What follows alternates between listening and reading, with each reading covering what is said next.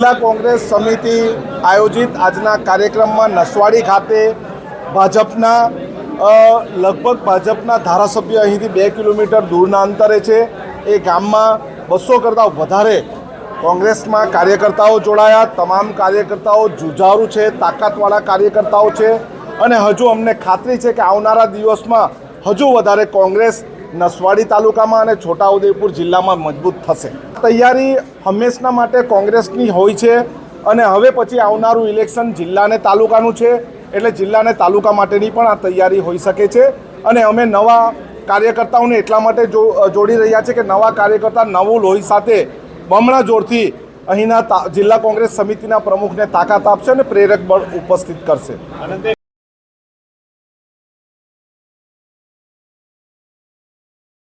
જય આદિવાસી। મારું નામ જીતેન્દ્રભાઈ ભીલ। હું ભાજપની અંદર કારોબારી સભ્ય તરીકે કામ કરતો હતો અને સક્રિય કાર્યકર્તા હતો અને અમને જે નાના કાર્યકર્તા છે એમને ઘેંટા બકરોની પેર રાખે છે। એ લોકો કોઈ જાતનું કંઈ પૂછવામાં આવતું નથી અને અમારી વિરોધની અંદર જ બધું કાર્ય કરવામાં આવે છે। હવે ભાજપ છોડી અને કોંગ્રેસમાં જોઈન થયા છે। છોટાઉદેપુર જિલ્લા કોંગ્રેસ સમિતિનો આજે નસવાડી ખાતે કાર્યક્રમ કરવામાં આવ્યો જેમાં ભાજપમાંથી ઘણા બધા યુવાનો કોંગ્રેસમાં જોડાયા અને કોંગ્રેસના નવનિયુક્ત પ્રમુખ શશિકાંતભાઈનો હાથ મજબૂત કરશે।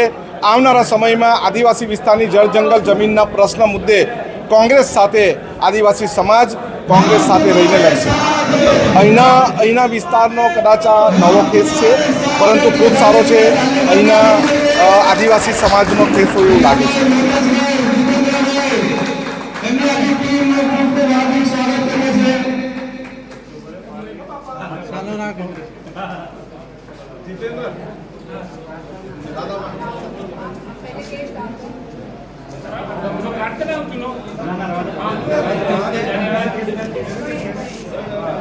મિત્રો આગળ